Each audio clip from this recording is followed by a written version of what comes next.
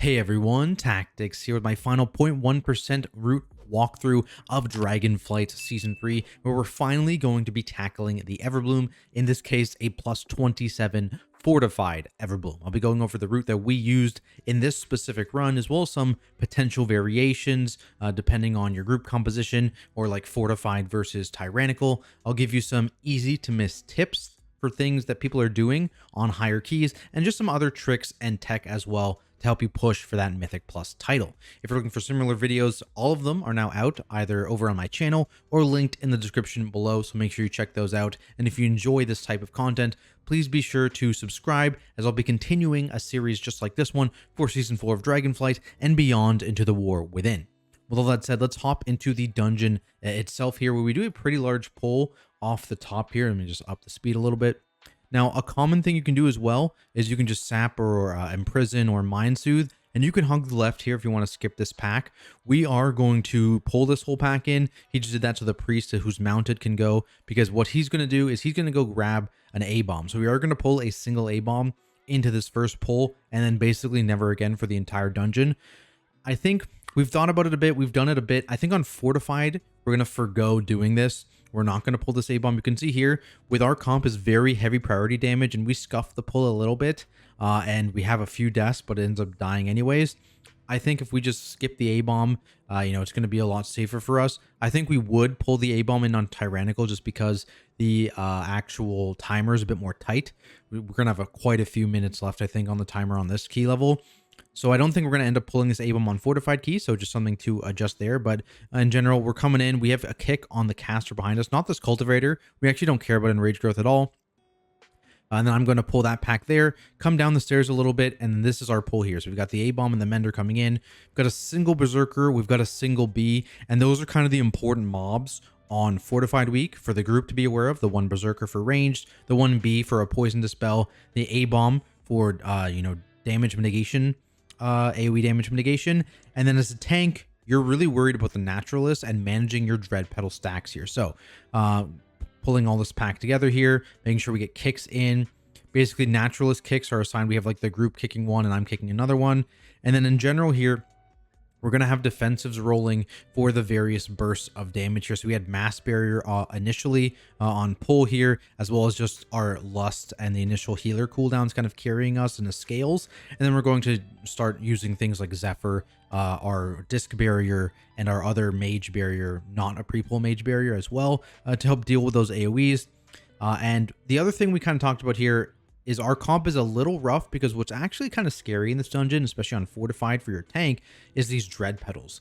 The longer it takes you to kill those Dread Petals, it often makes the pulls more dangerous for tanks. As a prop paladin, I have a few options, right? You see here, I did Freedom myself. I have a Freedom tracker here, and I can kind of chain every pull 3 clears in a row, where I can go Freedom after a few stacks. Then I can use either Bubble or Spell Warding. Spell Warding won't remove stacks, but it'll prevent the application of stacks. And then after that, after a few seconds, I'll have Freedom again. So I can kind of stagger like that. I believe I'm going to use Bubble on this pull shortly into it. But basically, just the longer these Dread Petals are alive, the scarier it is, right? I chain Bubble. And we're just using AoE stops on these vines and on the heals to prevent those from going off. There's Zephyr going out right on AoE, that kind of thing. Notably, there are 2 poisons in this pull, because we have one of the bees and we have one of the abominations, which is going to put a poison on me as a tank, which I'm dispelling. So it's a very, very scary pull, as you can see, which is why you can tell we're probably just on fort keys, drop the A-bomb. And the other thing I think that happened is our mage lagged a bit on pull, and he lost the targeting on the A-bomb before he could set it as a focus or anything like that. So this A-bomb probably would have been dead already if we had the mage hitting it as well. So that's kind of our comp. But if you don't have a comp with as strong priority damage as this, you're going to be in for a tough time, especially on Fortified Weeks. And again, I think we're dropping the A-bomb out of this pull. So the route you're going to see linked is not going to have an A-bomb in this first pull. So keep that in mind. But because we're so close to the entrance, because we did actually pull that first pack, it's not a big deal. You can kind of like walk into it a bit. But yeah, we end up getting through this pull, and then we're going to go into the next one here. This one's pretty standard. We're just going to pull the 2 packs together. There is going to be 2 of the bees in this pack. And again, fortified bees are quite scary. There's only 1 naturalist. I think we end up pulling this. Yeah, we don't want the 2nd naturalist. So I kind of get stuck on pulling the stinger. I think someone else ends up having to pull it for me because I just couldn't quite get it in. It was too close to the naturalist when we came up to it. So he grabs it. And, we add to the pack. So we got 2 kicks, or 1 kick, sorry, and 2 poison spells. You see going off, we just both insta poison spell. If you're lacking poison spells, you might want to only pull 1 bee at a time, that kind of thing. So something to keep in mind. Here's spell warding. Again, I have 5 stacks, so I'm stuck with the 5 stacks when I spell warding, but I won't get any more. So it's basically a free reset as long as I'm okay holding the amount of stacks that I currently have. And we're going to be keeping 100% kicks on the naturalist. So I'm not going to be taking a ton of excessive damage there. And then once spell warding is done, once I start getting a couple more stacks, I can then freedom myself again here. I think I got caught watching the bee a little bit, so I played this defensively, not super great. But you can see here, we also have mass slow. So depending on the comp, it's good to have like an AoE slow available in your group in case you need it, because I'm now out of clears for another 5 seconds. And so if I'd been in this whole time, I'm out, right? Like 15 seconds, or it was like 20 seconds on freedom, basically. As soon as freedom ended, I had no clears, right? So I had to get out. And so we have mass slow on the mage to make kiting a little bit easier. On a tyrannical key, this pack's probably dead, so it's not a big deal. But just something to kind of keep in mind. Have an option outside of your clears. And I think most tank specs have a clear option. I think Vengeance, I believe the backflip, Vengeful Retreat, I think that clears stacks there. So that'll work. Obviously, Tiger's Lust will work if you have a Mistweaver or a Brewmaster, that kind of thing. Freedom if you have a Holy Paladin or a Ret. Very, very useful, because that's kind of the whole thing here. If you get 2 stacked up, it can be very problematic on higher fortified keys for your tank to actually live, especially if you have multiple naturalist casting. Really something you want to avoid. Now, moving forward, there's kind of 2 things. On this key, we end up going right here. Another option is actually going into the cubby, and I'm going to show you a different clip from last week where we actually go into the cubby. So you see, we're going to sap the stinger here, walk by it. And we want to go into this cubby here. So we want to be avoiding this pack. So they're going to walk through. We might shroud. I think we had a really good patrol here, so we didn't need to shroud. But you can, use a shroud or whatever if that 3 pack of stingers is like near you. And I'm going to pull these dread petals over onto these guys. And I believe we're going to sap that stinger, because he is a bit weird with his pat. Like he sometimes gets a little close.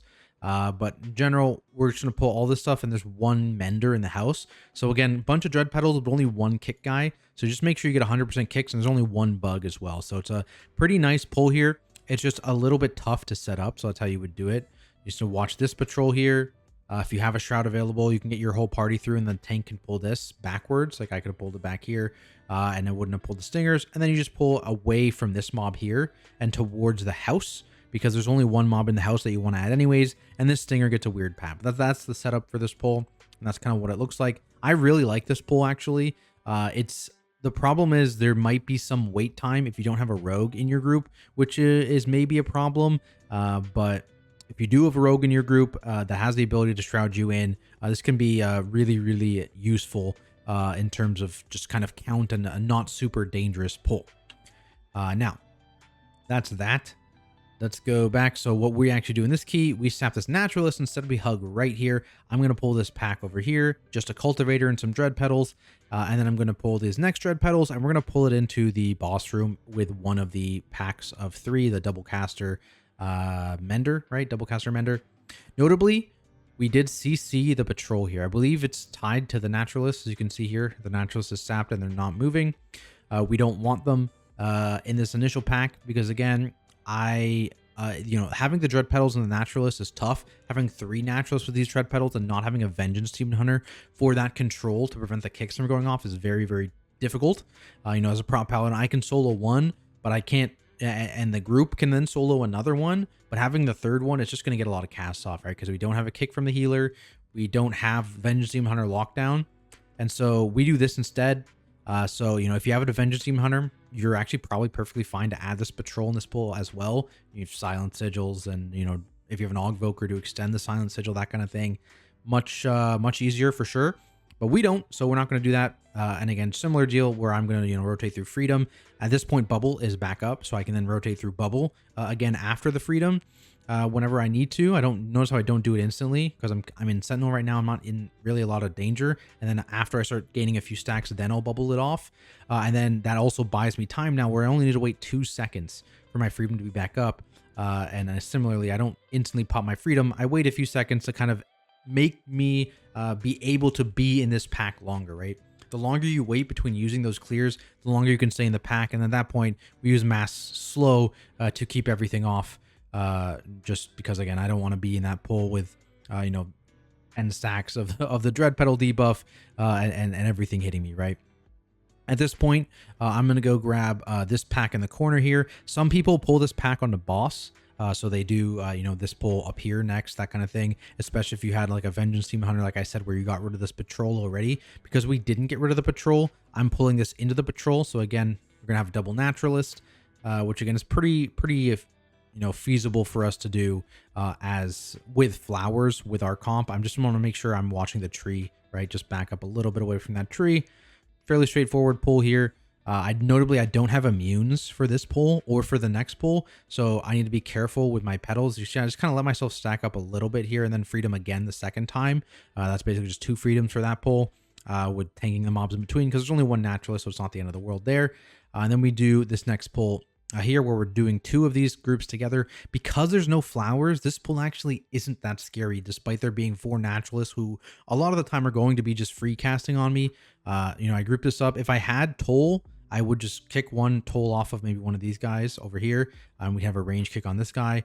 Toll comes up a little late here, so I kick this one. We have a range kick here. I kick this guy, and then we have another range kick on that one. Rogue kicks it, and then I can Toll when they're in. And then we just have AoE stops assigned to dealing with the choking vines, and people are just essentially kicking Dancing Thorns on CD to mitigate as much damage as possible. And again, any AoE stops can be helpful, but single target stuns as well. I think I throw a Hodge out, probably going to throw a Kidney out at some point. But you can see like how it's not actually super scary because I can rotate through my defensives, and I'm a paladin in my Consecrate. It's not the end of the world if I'm getting some Dancing Thorns out because there's no damage amp on me. Now from here, our Evoker leaves. He's going to go grab a bunch of flowers, and we're going to pull boss with all these flowers. This again is tricky. You don't ever want to take a breath from the boss with a ton of these stacks. Again, I'm going to pull him back in the corner. There's some weird cheeky things with this boss right now where you can like pull him out of the boss area. I think that's 100% going to get fixed. There's also some weird spots where you can pull him up and he doesn't soak water again. That feels like something that's going to get fixed. We don't do it here. But those do exist. But in general here, again, I'm going to use freedom to cover this first parched gasp. And then I'm going to bubble for the second one. And shortly after my bubble is where we'd want to make sure that these guys are dead. Notice I am holding the bubble to make sure it covers the frontal attack. Only lasts 8 seconds, so I need to make sure I have enough to cover through the cast time for that initial hit. It's only 1 hit. And then at this point, we want to make sure that these guys are dying shortly into this. Be careful of the bursting or any on-death affixes. This was saying when you need to knock these guys off as well. And then, this damage amp phase where we're just basically building a little fort around the boss, doing the best we can. One tip for range is that if you see 2 balls that are like close to each other and you get the actual arrow above your head saying you're going to drop one of these roots, if you stand between them and stay between them, you can actually double soak them, which is like really cool. It can buy you a lot of time. If you get a double soak, it also only spawns 1 ad. If you double soak, I actually wonder if we do it. I assume we don't actually do it here. Yeah, I don't think so, but that is something you can do. Like if you stood right in between these, you'd be able to double soak them with 1 root, which is very, very nice. But yeah, otherwise, this boss is fairly easy. You want to extend the damage amp as long as you possibly can, and ideally kill him. On tyrannical weeks, you are sometimes, I believe, lusting this boss. Ours is going to come up like very late. Oh, did that work? Was that a double right there? I think that was. Just based on positioning, right? There's 3 orbs here. And all 3 disappear, yeah. So if it's like directly in between them, you can see only spawn 2 ads, but that was 3 orbs that got eaten. So that's the kind of thing you can do. And you can do that on purpose if you're the one with the arrow as well and just stand between them. But that was all natty. That's this boss though. Then we go through running another pull here We have Lust on Fortified Week, so we're going to rip it here on this next pack. I think it's like a couple Berserkers, and we're basically chaining a bunch of mobs in this area. It's like 3 total Berserkers, this guy, the guy right here with the Dread Petals, and then 3 mobs inside the building. So that's kind of what, in general, we're just going to be chaining through this pack with. And again, I have Freedom Effects, I have Bubble, that kind of thing. Berserkers, interesting. Okay, so I didn't mention this at the beginning, but there's a really, really good tip for Berserkers, okay? You see, this is the Mirez Weak Aura that shows spell cooldowns on nameplates.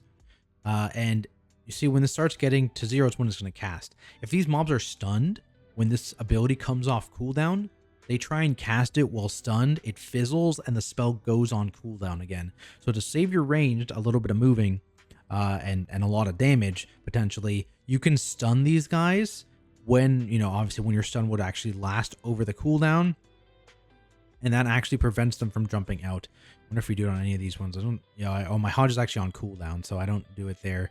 But that is something that you can do potentially on this next one. I'll do it here. Come on, do it. Oh, I Hodged the wrong target. Let's go. Okay.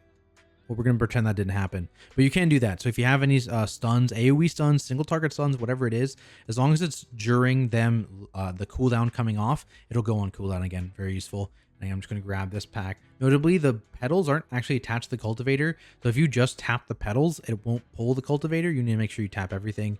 And then this is the rest of that pull here. Again, watch this A-bomb. Not nice. Yeah, I think I get caught watching again. Play this pack defensively, not ideally. Oh, because I was watching they get a Berserker. I think we missed a Berserker in one of the, or missed a mob in one of the earlier pulls. So we had to actually add this Berserker in here, and it'll be fixed in the MDT route linked below. Got caught watching there. Play that defensively, not great because I was trying to catch that Berserker, but it's okay. Finishing this off, and then we're going boss. So with Mind Soothe, you can actually get like all the way up basically. So like you can Mind Soothe, Mind Soothe, Mind Soothe, and you can run up this way. And if you have like a rescue 3-seater or like a Warlock gate or just stealth, you can go up this way and go around everything. We have Shroud, so we just walk up this bridge here because you'd get trapped at these guys if you didn't go up that side way. And we're going straight into the second boss here. Pretty hard boss fight. So what we do, again, we don't have Lust. We just do a full kicks here. As a paladin, I'm calling these kicks on Earthshaper here. We're hard pumping Earthshaper. We're going to kill Earthshaper, and then we're hard pumping Gola, and we're going to kill Gola, and then we're going to pull trash on top of Dulhu. So you can see here, basically we get kicks. You know, Divine Toll gets a lot of kicks as well. It basically has this auto kick as well, which I'm tracking to make sure that I use that as some of my kicks as well. Just make sure you're targeting the mob to actually get it off.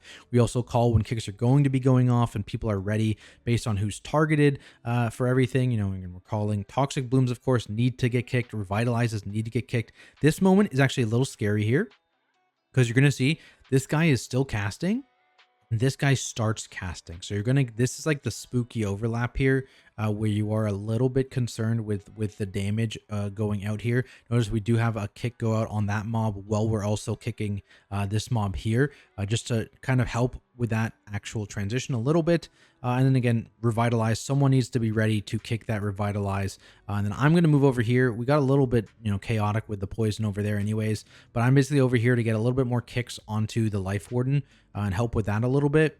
Whereas everyone else is still hitting Earthshaper here. It's a little bit less cleave, but it's just significantly safer because I don't have to deal with the travel time of Avenger's Shield to make sure I'm getting kicks, because these kicks are fast. Also, tech note, Warlocks, Curse of Tongues, insanely OP on this boss. But yeah, I'm going to be calling for kicks as well. I'll like call, hey, Rogue, whenever you can come over and kick, he kicks. And otherwise, I'll move back towards this guy when that other one starts their Torrential Fury again. It's all good. We'll kill this guy, and then we'll swap our damage priority onto the other mob here. And again, if you don't know already, these poison puddles are 100% player baited, so you can control where they're going. And now again, full kick rotation on Gola. A lot less scary now because you don't have that passive damage going out. Also for paladins, make sure if you are for Dulhu, it makes it so much easier if you are in your consecrate when you're getting hit by that circle. It's just a huge amount of damage negation. See, I kind of go to the edge of my consecrate, I step out of it. Not ideal, but I'm in Sentinel, so it's not the end of the world there. But in general, I heard a lot of paladins struggling on this boss. re-drop your consecrate or just back up to the edge of your consecrate, it makes this damage so much more dealable. Like I just re-drop it, right? Like it's not a ton of damage. And that was literally just consecrate and ardent. And it didn't hurt too much on a 27 fort. So we're going to focus here on Gola. As soon as Gola's dead, I'm going to take a charge and start moving towards this pack here. And you're going to notice I almost do disastrous things. The patrol is in this pack right now with an abomination. We do not want that. So I almost pulled this back and I end up seeing the patrol, and so I don't. So that's what happened. So we're not waiting for that patrol to leave, but we're going to add all these mobs that aren't the patrol onto this pack. We just need to deal with one more hit now. Otherwise, the pack would have been pulled already. We did Mind Soothe this A-bomb because we do not want it. But you don't need the Mind Soothe. If you just pull along this wall, then you're fine. You see here, I do have to do a little bit of running through the poison because, again, we weren't fully prepared for that to happen. So I got cut off a little bit with our poison placement. But again, I try and make sure these mobs do not patrol through this guy, and it's fine. And then this is what we're doing on top of boss now. So again, you need to be careful with these charges. I think I end up having to go through the pack here again, but we recovered just fine over here. Still prioritizing Dulhu. We have the pack again. Usually this would be much earlier, so you get much more cleave value of the pack, but it's not a big deal. You know, it's a little slower, but you know, it's fortified week, so we have a little bit of extra time here. And the pack's not too bad. Again, try and get when you can your stuns on these berserkers when these are going over their cooldown line back down to 0. Helps out a lot for your range. Otherwise, it's not too big a deal. And we're moving up here, and you got the caster pack. So again, as a paladin, we can kind of chain these a fair bit. Honestly, most comps can do 2 of these guys at the same time and keep 100% kicks. On fort, you really need to keep 100% kicks, right? So I'm going to go up as a tank. These assistants absolutely slam. Be very scared of them. Make sure you are mitigating, you know, if you're pulling them. It's very, very spooky. The other thing on fort weeks, Cinderbolt Salvo is exceptionally scary. Make sure you are committing, you know, appropriate defensives to it. I think we have scales and we rotate through. I think the hard prio is the Pyromancer first off. So you want to have as few of these as possible. I think the goal is to have only 2 casts go off. And so we don't need to commit a ton to them, but we committed scales with the first one. And remember, Zephyr, stuff like that won't work. It's not AoE, it's single target. And so there's the second one going off there. Personals potentially on that one. And then we are hopefully killing this Pyromancer before the next one happens. And then that's when we'd be training into the Arcanomancer because there's already one caster. So I'm now solo kicking the Arcanomancer. I think this one gets a little weird. Yeah. So I made the mistake here. I throw my shield at this mob to pull it, and that doesn't kick it. So I should have pulled this mob with like Judgment, and then I would have been able to Avenger's Shield. But what happened here is I walked in, I didn't have much defensives up, and this assistant hit me from behind, and that procs my cheat. So keep that in mind. You know, these mobs do cast early, but they don't get silenced on pull. If you pull with Avenger's Shield, they will just start casting right after because of that Lieutenant mob nonsense. So we're then going to chain these mobs over into more assistants, and only one to kick now, so we're just cleaving all these down. Then we're going to go into the triple pull, where again, I'm basically trying to kick 2. We have another 2 players kicking 1. And then we have a black backup kick for if I ever can't get a kick on one of them. So I'm going to be solo kicking the Pyro, and we are hard nuking the Pyro. Hard nuking the Pyro. And I'm also going to be getting any extra kicks here into the actual Arcanomancer whenever I can. And then we have other players assigned to kick the Ice Caller there. So I, again, you know, get a good streak. I save my Divine Toll to get a kick. And again, we're using, you know, defensive scales there on that. We'll get both kicks there. And ideally, again, I would have a backup here to call if we really, really needed it. But I managed to get enough procs here that it's not needed. The value of having a prop paladin after these guys die, and kind of group this wrong. I should have grouped them on top of the Pyro, because now we're going to go over here and I'm going to call for someone to take my kick, and I'm just going to group up all these assistants and we kill all these guys here for the boss together. Again, assistants quite scary. Very, very scary pull for a tank. I might even use my immune here. I don't know if I do. I use Goak, but assistants are super scary. I don't know. These guys pump. Then we're going straight into boss here. We do have Bloodlust, so we're going to rip that. We would have had to rip it, I think, on the previous pull, maybe on a higher key level. I think we had it too, right? So we grind it. Yeah, we had it. Okay, we got it kind of late. So here's what it is. You kind of want to rip your Bloodlust close to on cooldown in this dungeon so you can get a 4th one on the last boss. But anyways, let's go into Archmage here, where I covered in my boss video, if you want to check that out. But basically, we have someone diagonal. We always have some sort of CD running for the Cinderbolt Storm, and that happens, every 2 out of 3, basically. It starts, the first one's a Cinderbolt Storm, the second one's a Cinderbolt Storm, the third one isn't, and then, fourth and fifth are Cinderbolt Storms, etc., etc. So we want to make sure we have CD coverage. We rotate through Disc Barrier, Mass Barrier from the Mage, Scales from the actual Evoker, as well as things like Rescue on the Priest to help the Evoker and the Priest out, because they're the two squishier ones. I also will throw Sack out sometimes on the Scales. So it's like Scales is usually with something else, so he'll Scales Rescue or Scales Sack, that kind of thing. The Rogue and the Mage are pretty much not really in danger at all times, so it's mostly just to help the Evoker and the Priest live here, and it's that kind of cooldown rotation for only the fire sets, right? You're not going to do that on the Arcane Ice set. And then, of course, we have one ranged out here, baiting the Arcane Orbs, just to make sure that they are away from the group, and there's a decent amount of time before the actual orb contacts and pulls everyone in, right? It makes it a little bit easier. Oh, nice misplay. Let's go. Yeah, be careful here. I needed to step a little bit further out of my Consecrate, or just a little bit up. I just wasn't paying attention here. Luckily, I have bubbles, so it's fine. But yeah, there's not really a ton here. Again, like, look at, like, this fire's like basically gone at this point, and you can just easily position yourself to get pulled straight in the direction. You just need to actually be paying attention, unlike I was on the previous one. So it's something to keep in mind there. Other than that, I mean, I think this boss is fairly straightforward. It's just all about living the Cinderbolt Storm, which is scary, right? It's single target hits, and you get a random number of hits on you. So sometimes players get bullied by the Storm. Sometimes it's super easy, and that's why you want that just general defensive coverage. And as a prop paladin, I'm usually holding my Word of Glory to kind of heal someone who's maybe getting a little bit more bullied than other players. We can move forward though to too far. Last boss. Okay, so we kill the boss, and we get up on a 3-seater mount, and we get rescued over, so we don't have to worry about this RP. I know in my 20 video I talk about, just kill some trash during the RP, but you can just get over that wall because the Evoker can rescue over. I think Demon Hunters and Evokers can double jump over. Our Rogue just shadow stepped. You can life grip over as well if you have a person that can't get over, but we had the Rogue who shadow stepped. The Mage and the Priest got in the 3-seater mount with me. Evoker rescued over. Rogue shadow stepped. Easy. And then we have last boss, which again is relatively straightforward. So it's these colossal blows. You take a damage hit no matter what.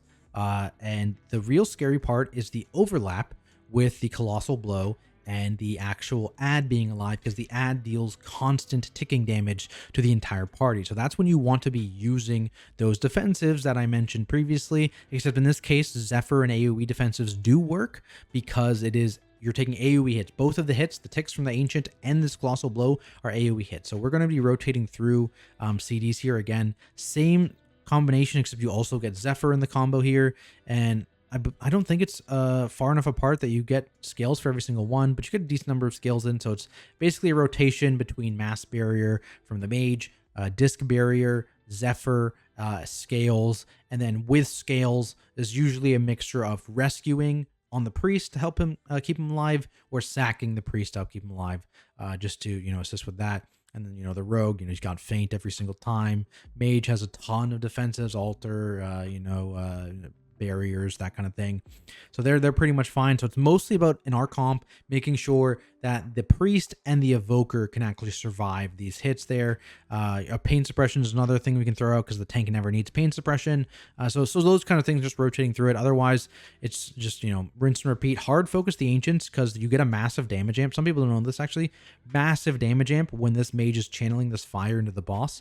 So you need to kill this ad as soon as possible because the damage amp doesn't happen while the ad is alive. So just hard focus that ad.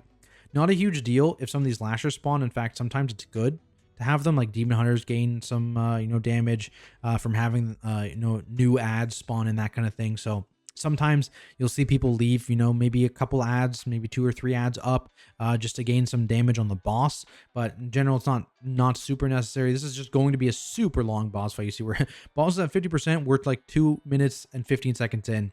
It's a long boss fight. It's a very long boss fight, especially on Tyrants with like a 5-minute boss. But That's kind of why you would have lust. Like, we're not going to get our lust back, but on a higher key level, we would have lust for like we'd get one more lust in the dungeon, which is nice on this long boss, just to kind of close them out and help make sure you have damage to actually kill one of the later ads, which is nice. But otherwise, this boss fight is just a rinse and repeat. But that is it, guys. Hopefully this video helps you out, and if it did, be sure to like and subscribe for more content like it. And also don't forget to stop by my Twitch channel at Tactics and say hi. Of course, I need to give a massive thank you to my subscribers over on Patreon. I could not keep doing this without your support. Otherwise, thanks everyone so much for watching, and I'll see you all in the next video.